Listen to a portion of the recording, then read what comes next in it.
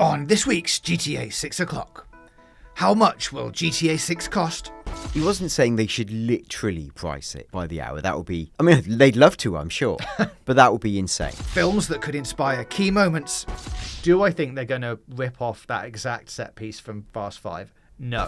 Could we see a new gameplay feature for one of the protagonists? Bring something over from Red Dead Redemption 2, and that is the dual-wielding weapon mechanic. It's all here on this week's GTA 6 o'clock.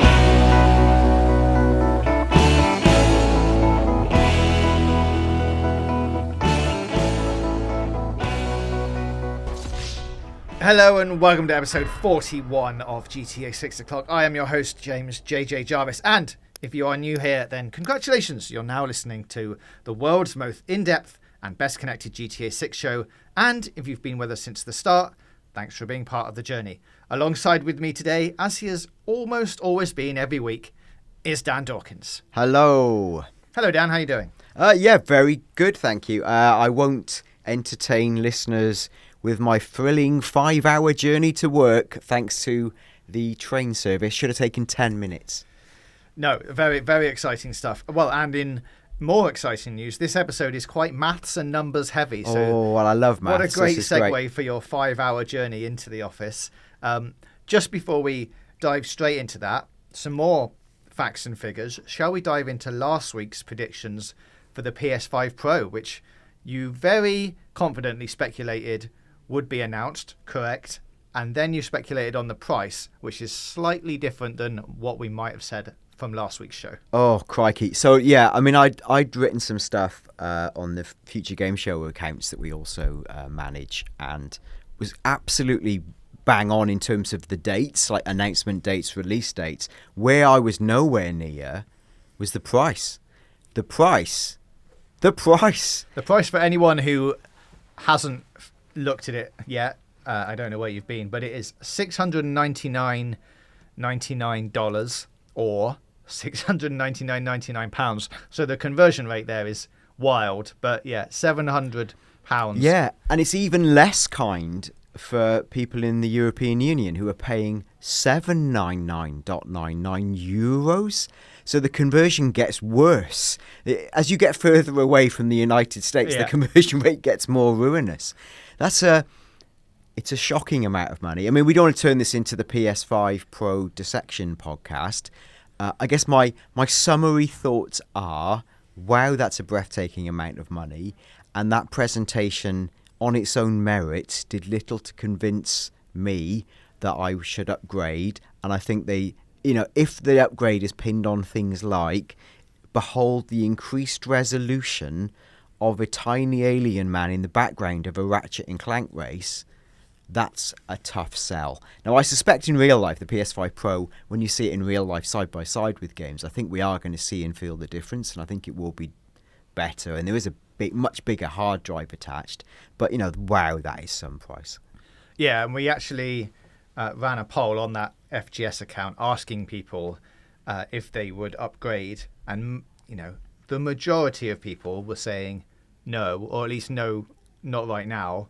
And we got about 10% of people saying that they will, which, as you said last week, was about the pickup rate of the PS4 Pro. So that kind of maths correlates to the kind of people that are going to be picking it up.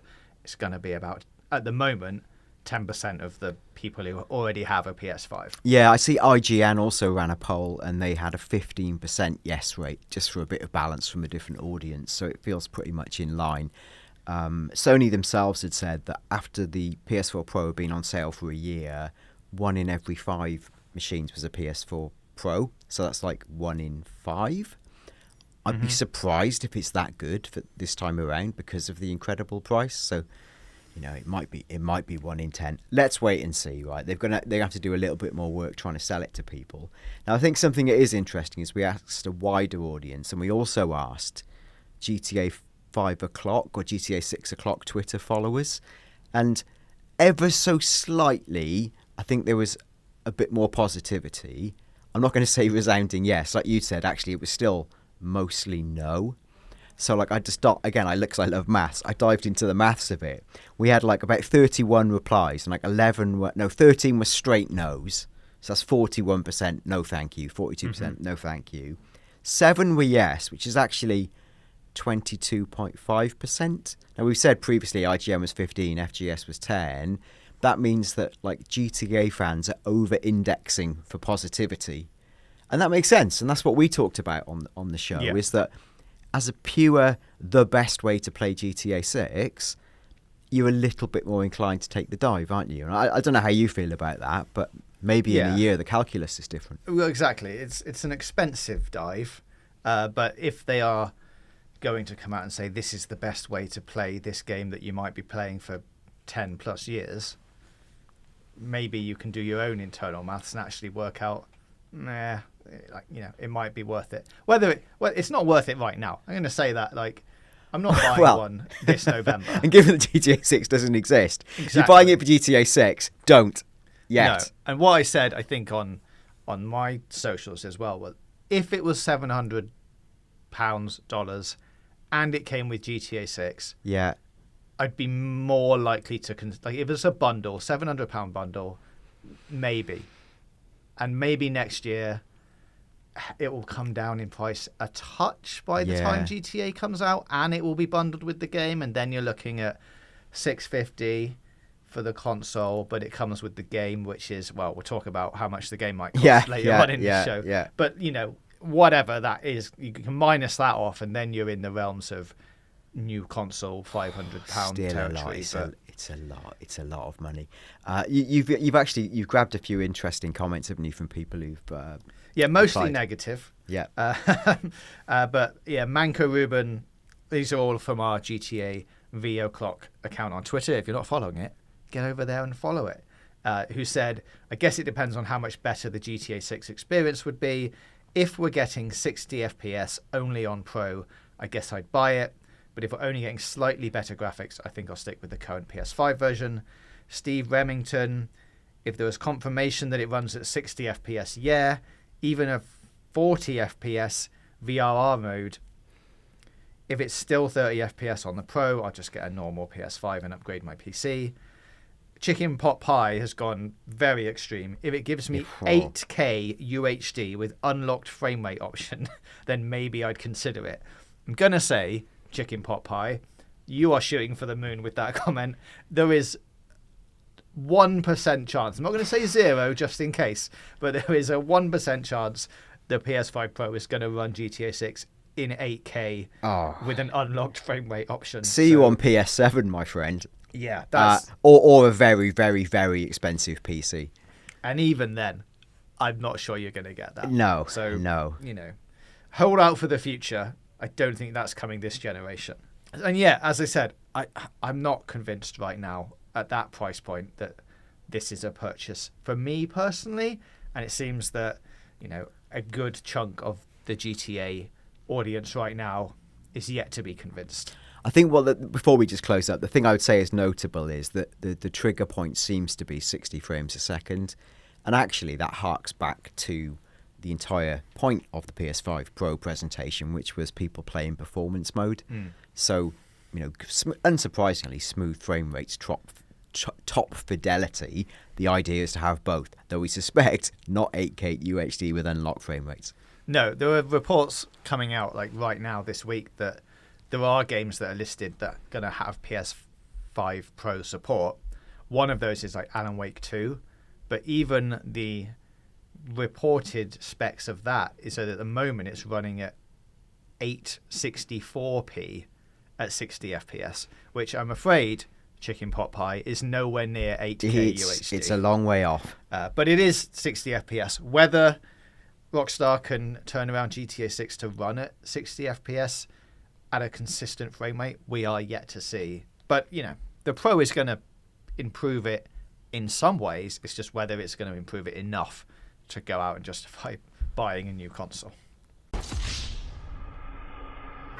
All right, and some quick news, Dan, just before we move on to the next topic. There is something I wanted to discuss, which was sent in by Adrian via email at gtavio'clock@gmail.com if you've got any other tips or comments to send us. So thank you, Adrian. Now, I also saw this on Twitter, but the email backed it up and was helpful. And they said, I don't know if this is real, but when you search this on Google Maps, this image comes up, and then they attached this image. Now, when they were saying, if you search this, they were referring to Rockstar Games NYC office. So if you go on Google Maps, and you can do this right now, well, assuming it hasn't been taken down, you can search Rockstar Games NYC on Google Maps. You then get a picture of a map, which you can click on. And then if you go to the top left, it says photos. And one of them is the picture of the front door of the offices. But hiding behind that is another picture, which is this image, which on first glance to me does look a lot like some of the leaked images and videos that we've seen before. But it's weird that it's just sitting here on Google. And we should caveat to say that anyone in the world, I think, can add images to Google Maps. This one was added in May 2024. But I don't know what your initial thoughts on this, Dan. I don't really know what to make of this. Conspiracy folks will say that this is an employee who's taken a picture on their phone within the building and then geotagging has uploaded it to Google Maps and just gone, oh, and it's something from internal development. But this account has only uploaded one image. It's quite a new account, and they've only ever published one other review, which was a 1-star review of what I think is a football field or a football club, like a youth team in Uruguay, which they said was horrible. Now, if we're supposing that they are a Rockstar NYC employee, I'm going to assume that they're going to be a bit more active than on Google than taking one picture and doing one review. Like, they might have visited some other restaurants and that kind of thing. So that, I'm not sure, holds, any weight, really. But it does beg the question of, like, what is this doing here? And, like, do Rockstar know it's there? And if they do, why have they left it up? It opens up more questions than I think we have answers for. Yeah, we talked about it off air, and I'm struggling a bit with it because I don't know enough about the mechanisms and processes of Google Maps and how the company in question might or might not be notified of something changing. So it's really hard. I guess in terms of the upload process and the veracity of that, it's really hard to know. In terms of purely of the image, it's plausible. It looks like you said, it looks like the leak, but it's not from a location that we've seen from the leaks. So that would make it, if it's true, a new image potentially from the leaks, because it definitely does look like Lucia. Yes. Or could be Lucia, right? It might turn around and, have a face like a dog, or a cat. But I very much doubt it. I suspect that is Lucia, right? That makes the most sense. And there isn't much information in the image. It's like it's a nightclub. You can zoom in a little bit on it, and there's like holders for the drinks. There's some drinks on the bar. In the background, you can see like a sort of drinks case. There's a few pieces of paper and flyers on the ground. There's something that says like Nunk or E3 Nunk. It doesn't mean a lot to me, to be honest. Initially I thought, oh, is it Sprunk? No. So it's something else. It doesn't feel like it gives much away. So it's just a little bit weird. I just and if it is true, it doesn't really say anything. No. It just keeps people like us talking. True. But yeah, like I say, I think it's been there since May. So there's been, June, July, August, 4 months of it just sitting there, which is, I would say, even if it was a total fake, and this is why I think maybe they, Rockstar or whoever don't know about it, like, you just take it down and just get rid of it. Surely. You wouldn't just let it sit there. So I don't know. I think, as we said, maybe needs a bit more research. Let us know in the comments if you have any thoughts on this, or if you know where this has come from, or if you've seen anything like this around other places. But yeah, it is what looks like Lucia in what I would say is a nightclub, but it's not the nightclub that was in the leaks and the videos of the leaks. Like, it's a different setting. So make of it what you will, but interesting nonetheless. Yeah, and do let us know if you know more about the Google processes and the notification emails you would get. Maybe we can debunk it a little bit further, but as you say, definitely needs more research. So all of that chat leads us nicely onto the price of GTA 6. So we have been sent another one of those marketing emails, which you should mostly ignore. And actually, this one essentially just says GTA 6 is going to cost, as predicted, about £54-55. But the highlights from it, and I think it's worth discussing and worth giving us a jumping off point at least. So this was from GTAboom.com, who said Grand Theft Auto 6 could redefine video game pricing with a potential premium price tag. The release price of GTA 6 next year could be around £54 on certain consoles due to inflation, a new study has revealed. Now, what I will say off the bat is that £54-55 is pretty standard now for an in-shop purchase of a video game. So, not that outlandish. I don't think it's like a premium price tag at all. No. But anyway. No, not at all. Let's carry on. The gaming experts at GTA Boom analysed the release price of GTA 5 across the most popular gaming platforms at the time of release and used this as a benchmark to predict how much the upcoming GTA 6 could cost, accounting for inflation rates. GTA 5 was originally released on PS3 and Xbox 360 in 2013 for $39.99 and then re-released for less, $34.99 on PS5, Xbox Series X and S in 2022. GTA 6 could cost £54 for PlayStation 5 and Xbox Series XS, which is how much $34.99 would equal after 11 years of purchasing power based on consumer price index inflation data. Oh, there's a lot of fun words in there for your... Well, that's just inflation-adjusted pricing, isn't it? There you go. So, yeah. However, industry standard pricing may reduce the price, as other games released by Take-Two, including Grand Theft Auto and Rockstar titles, have been capped at £60. None of this email really makes a lot of sense, if I'm honest. Anyway, speaking on the findings, Matt Gibbs, director of GTA Boom, said, however, recent comments from Strauss Zelnick, the CEO of Take-Two Interactive, could change these predictions after he stated his belief that the cost of AAA games should be worked out by per hour value, which is something that we have discussed before. We've discussed that comment on the show before. And so all in all this essentially is saying is when GTA 5 came out, it was £40. Adjusted for inflation, that game would now be £55, which is how much they think GTA 6 is going to cost. But you could do that just by walking into a shop and going, how much are all these games? Oh, they're £55. But what it does lead us to is how much we think GTA 6 might cost. And that per hour value is an interesting thing to note. Now, I've just played Astrobot, which is like I think will become the PS5 like flagship title for a while. It's a very good game. You should probably all go and play it. That is a £55 game. Took me 9 hours to finish. And I'm going to say finish in inverted commas because I finished it. I've done all the levels. Most of them are like gold, but I've not platinumed it. So technically it's finished. I got to the credits, but I haven't like 100%ed it. So £55 for 9 hours, that is about £5 or £6 an hour on the ratio of time invested into money spent. So what I would say is let's not do that for GTA 6 because GTA 6 is going to take a lot more than 9 hours to finish. So if we're doing a per hour value, we're going to be in trouble. No, and as I recall, Strauss-Zelnick's comments were more... He wasn't saying they should literally price it by the hour. That would be... I mean, they'd love to, I'm sure, but that would be insane.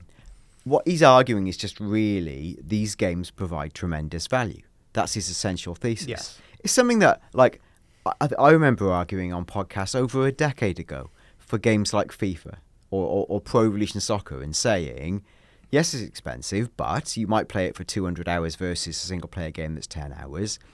Which is the better value? And then you get into a whole other argument about, would you rather have a single slither of Michelin star dialing or 1,000 Big Macs. You know, that argument about quality versus Yeah. quantity and which is worth paying for. That's a different thing. In terms of the price of GTA 6, I think they are in a position where they could premiumize. But to be quite clear, like standard, like you've said, is in the UK £59.99. That's like a normal new release. In the US, that's $59.99. Now, this might actually speak to how this GTA will really be positioned, where most games now offer you a myriad of versions. Yes. So you have like Digital Day 1 Edition, Premium Pack, DLC Wrapping Pack. So actually you're offered, you can self-discriminate, price discrimination, whatever they call it in economics, where there's an entry point where you get the base level kit for like $59.99. Then there's a $10 more, a $30 more. You know, it's quite common to see games on PS Store upwards of $100. It's properly wild. So like, is GTA going to be less than the current standard? No. So that shop report feels like, you know, I know what they're trying to say. Yeah. But it sounds like they haven't really thought that through. No, it's a little bit confusing, and I think I agree. Like GTA 6, like you could easily see that being priced at £60. Easily. Yeah. Even, you know, £65 you'd still be fine, I think, by paying that. It's the perfect compliment for your $700 PS5 Pro. Well, if I get to minus £65 off my £700, sure, it starts to feel a little bit more, you know. What you're saying is we want GTA to be more expensive to make our bundled Pro Pack feel better. Exactly. Yes, please. That would be good. But yeah, I think, you know, even if we look at GTA 5, the first day that game sold 11 million units, generated $800 million. But that was being sold at £40. Right? And as you say, that is a collection of all of the standard editions, then all the premium editions, then all the other stuff that goes along with it.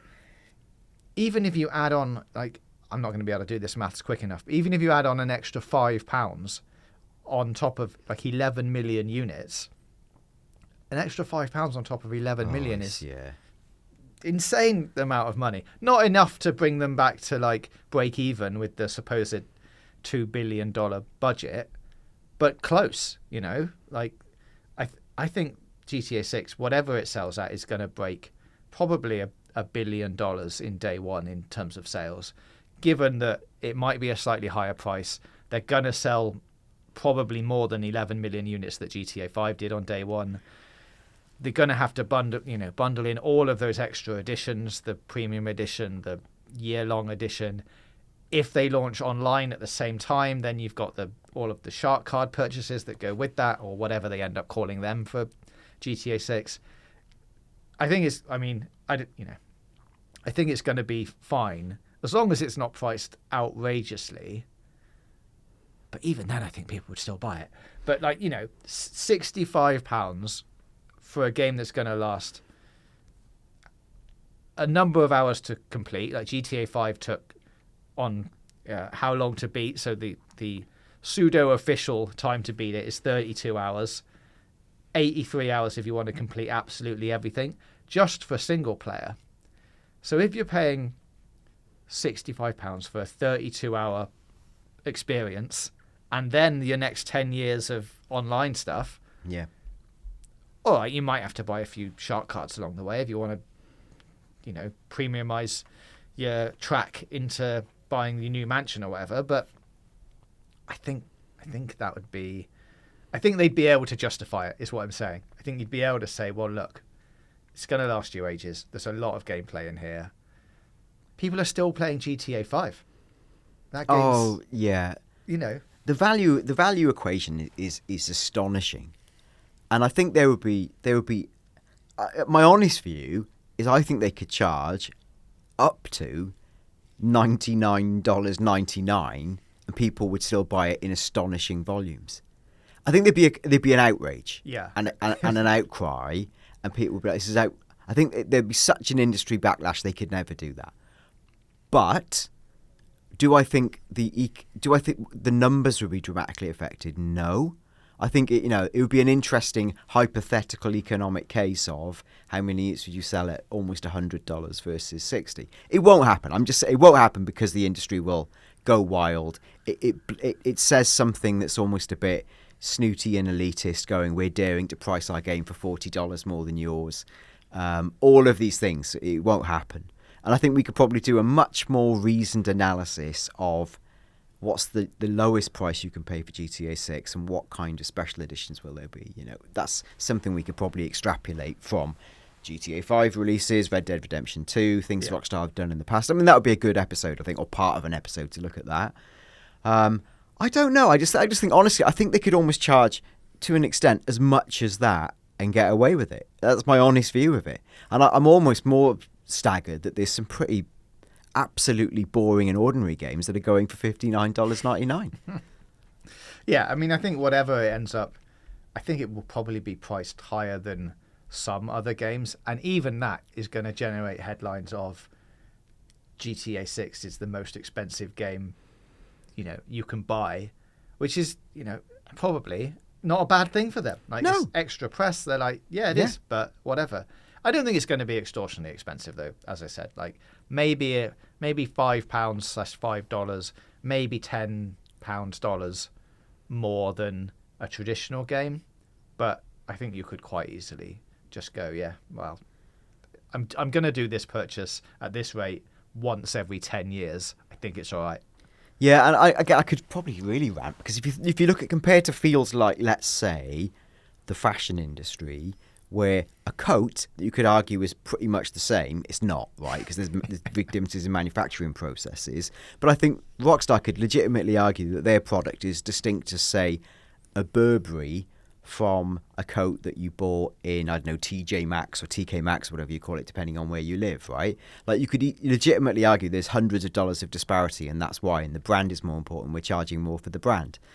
It doesn't happen in games, and there might even be, like, market reasons for the prices being equalised, set by the platform holders. Yeah. But, there's an entire different debate about if there was true dynamic pricing and you could publish a game's price by basically how cool you are. That's what fashion is, Sure. It's a degree of manufacturing difference, but really it's all, it's mystique, right? Rockstar are the most, I think, prestigious and probably the number one brand. They could argue they could charge more. They won't. I'm just hypothesizing.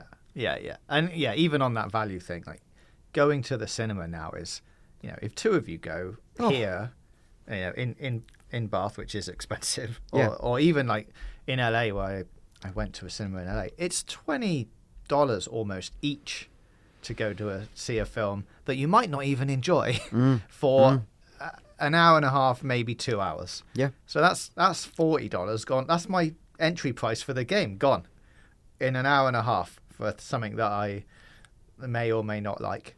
And then it's, on top of that, got to buy some sweets and some popcorn and some drinks, and then you're up to your $65 and that's it. So yeah, all in all, be interested to hear what everyone thinks who's listening right now in the comments. Get in touch on Twitter at GTABOclock. Let us know what would be your upper limit for paying for GTA 6, and don't go crazy and say over £100 unless you want to. Okay, let's take a U-turn and talk about, well, it's sort of related now, because now we're talking about films. Films that might be able to inspire some key moments in GTA 6. Now, I think, before we get started on this is going to be brief, and I think there's a whole separate episode in this. But I don't know if you've seen, Dan, the latest totally unverified rumour circling around the internet and on socials is that GTA 6 is going to feature a mission like the vault heist from classic film Fast 5. We actually took some screen grabs of Fast 5 and put it alongside one of the screenshots from GTA 6 as a representation of what that kind of thing might look like. It did quite well on the socials. A lot of people who engaged with it got behind it. But I think where this all comes from is, if you ignore the fact that Fast 5 is set in Rio and not Miami, that bridge shot that we've got with the plane flying over the bridge is a great setting for a huge set piece. I think we've said this when we first saw it in the trailers. We've said it multiple times in previous episodes. It is going to feature, I would say, quite heavily in some kind of big set piece during the game. But I think where this leap comes from is that's pretty much the only image that we've seen that's got loads of landscape in it. Like, it's the only one that's like in the trailer that's super wide.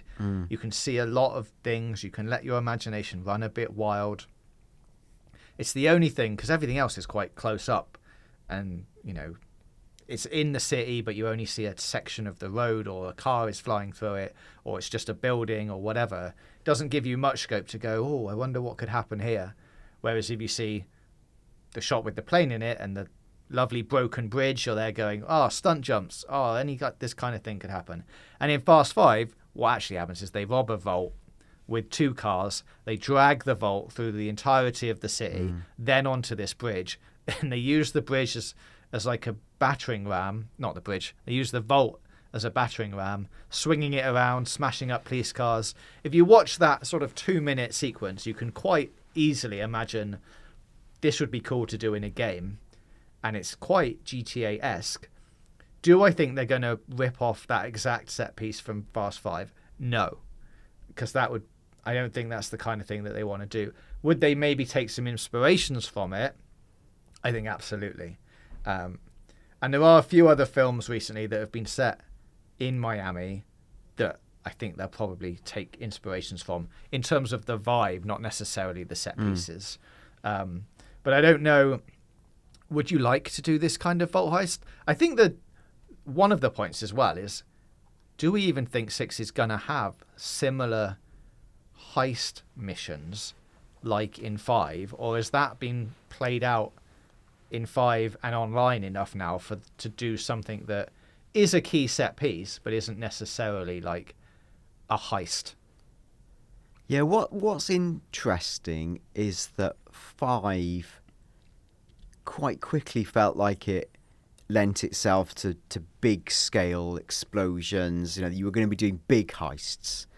And which, at the end became the Doomsday Heist, and things that felt ridiculous, really. They were like the realm of GTA Online, preposterous super weapons and vehicles. And it moved from something grounded and believable to something more like Saints Row almost. It was ridiculous.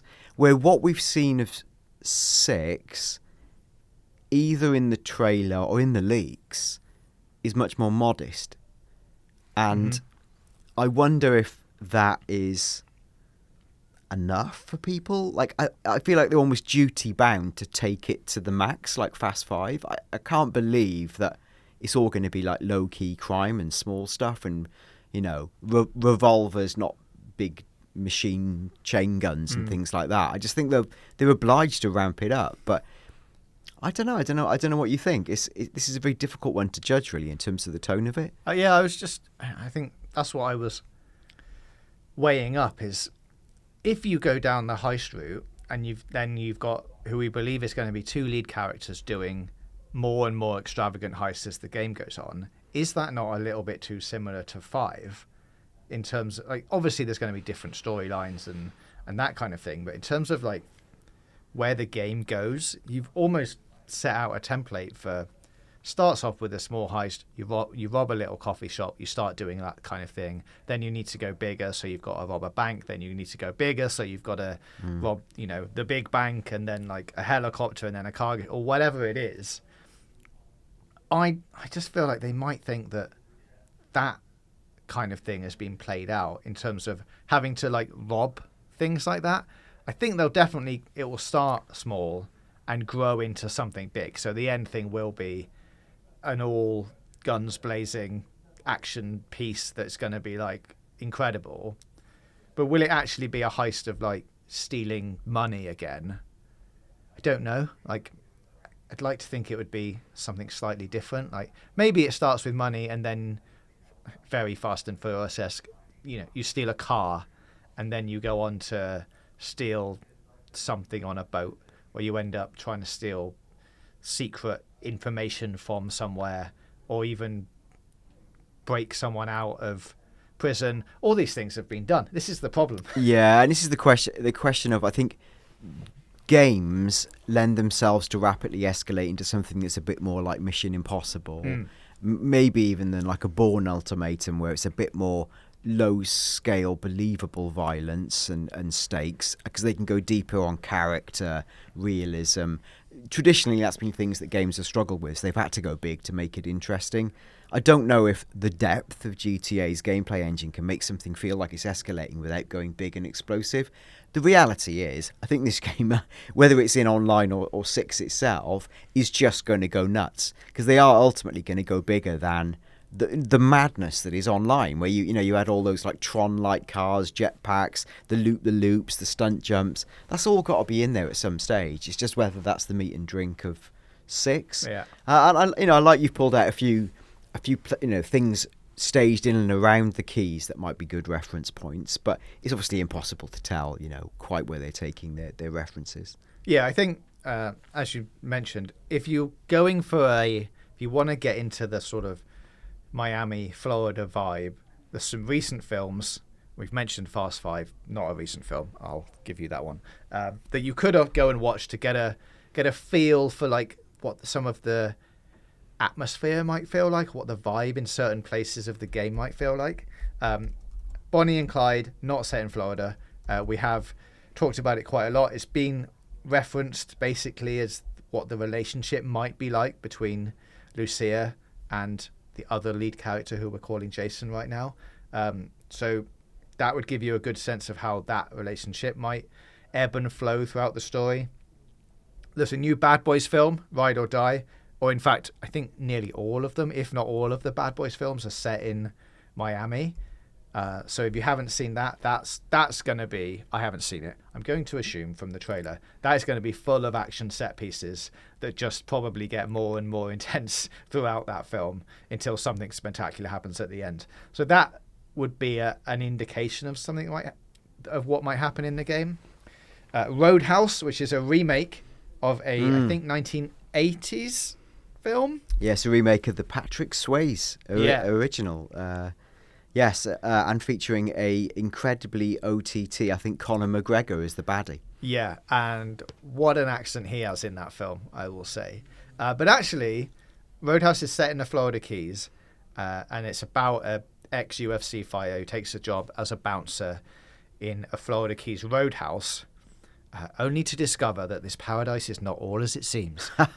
Basically, the roadhouse is one of the gang leaders is sending in like his goons to like trash the place, so they have to have a bouncer, so they employ this UFC bouncer. It's actually not a bad watch, but it is set in the Florida Keys and does give you a good sense of like what that location could look like, especially a lot of it's set at night in Roadhouse, so you get a sense of what driving around that area at night might be like.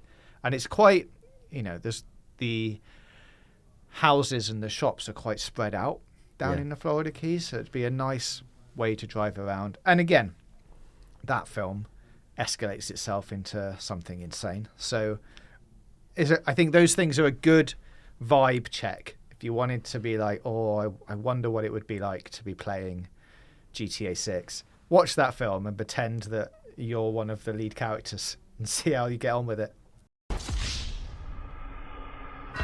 And finally, for this week, a little tease for what's going to come in a future episode, where we are going to give you, I think, 6 of our GTA 6 predictions. Why 6? Well, because it's a good number, and that makes me happy on the headline point of view when we're going 6 GTA 6 predictions for GTA 6 o'clock. Yeah. But this was actually one of the predictions inspired by an email we got from Simon via email, which is at gtavioclock@gmail.com, who says, all right, lads, just wondering what you think the weapon variety in GTA 6 will be, and do you think they'll add the weapon maintenance and durability system from Red Dead 2? One thing I hope they bring back is the flamethrower. Now, this is something we've been talking about on the show for a while, is how GTA 6 is going to innovate things, and we've just talked about it on this episode, and step things up from GTA 5. And I'm going to throw this out there that I think it's an easy thing to bring something over from Red Dead Redemption 2, and that is the dual-wielding weapon mechanic. Now, this is something that you can do in Red Dead 2, but it hasn't been implemented in a GTA game yet. We know that Rockstar use the games previously as like test beds to see how things might work. And I think dual-wielding is almost certainly going to be in GTA 6. Now, in Red Dead, of course, you can only do this with sidearms like pistols and sure enough shotguns, things you can basically use with one hand. But I can definitely see it coming into the GTA universe. Is it going to extend to weapon maintenance and durability? I'm not sure about that because of GTA 6 has a lot more of a modern setting, obviously, than Red Dead. So it's a lot more, guns are a lot more available in what is it going to set in 2020 or whenever it's set. Like, it's easy to go to a shop and just get another gun. I think Red Dead's setting held it back from doing that, where you have to like take care of your guns because it's basically you don't have a lot of other opportunities to go and get new things. You should look after the things that you've got. Whereas I think in GTA 6's universe, everything's going to be much more disposable than just like, oh, you've used it, throw it away, go get another one. So I don't know if that's going to carry over, but yes, what I do see is dual wielding pistols and that kind of thing coming into 6 as a gameplay mechanic. I'm going to add one more thing to that, is that I don't think both characters are going to be able to do it. I think there's going to be one character that's going to have like a set of skills that is going to be only exclusive to them, and the other one will be able to do something else, but I'm not sure which one that's going to be. If you had to pick, Dan, right now, for a dual-wielding protagonist, assuming that it's going to be Jason or Lucia. Like, well, if you want my archetypal, vaguely sexist response, I mean, it's going to be, I would expect it to be Jason because of the way these things work historically. But, I'd like to be proved wrong. I'd like, what if Jason's the master of unlocking? And Lucia's the dual wielder. I mean, I think all those things are possible. I do think it's interesting to have unique skills for the characters. So they've got to work together. It's something they sort of explored with 5. Like, I think, is it Franklin had his focused driving mode. The problem was that by the end of the game, I couldn't really remember that if any of them felt that special. It probably wasn't as differentiated or as important as it could have been. But I think if they lent into it a little bit more, that would be fascinating. I think it would be also interesting to, like a lot of RPGs, to lean more into like skill development and tweaking out your character certain ways. I think that would be quite, not done to the extreme, but like that could be interesting. Yeah, I think it's something, as I say, for another episode when we do our 6 GTA 6 predictions. But this is going to be one of them. We can expand on it a little bit in future episodes, but just wanted to throw it in there. If you've got any GTA 6 predictions as well, please email us, get in touch on Twitter, put it in the comments, and we will collect the best of them. Maybe we'll give you 6 of ours and then some best of the rest. But that is for a future episode, which will be coming up next week. I think that is just about it for this episode. However, there is one more thing, Dan, we want to do based on some of the comments on last week's show, and that's give someone a shout out. Yeah, I just noticed that someone whose handle is CIJfish had written in the comments on our episode about could GTA be delayed. He said, thank God GTA didn't get delayed. And he said, I've been diagnosed with cancer last week and still want to live through GTA 6, or at least beat the cancer and play it. I just want to call that out and just say, hey, sending all the good vibes. And just to say as well, thank you to everyone in the community, the GTA 6 community, who just gave him a like, as simple as that is, or said, thinking of you, sending positive vibes. It's nice to see, right? And I think that speaks well to the GTA 6 community of, I like to think, mostly good people, apart from the people who leave mean comments about me or JJ, but mostly good people. So yeah, thank you. Yes, thank you all for getting involved, and thank you all for your support, not only to CJ, but for the show as well. We really appreciate you. Thank you for listening this week. As I say, we will be back next week for another episode of GTA 6 o'clock. So please hit your subscribe button, hit the bell, get in touch with us on Twitter, comment below. It really does help these episodes out. And we will be back next week for another episode of GTA 6 o'clock.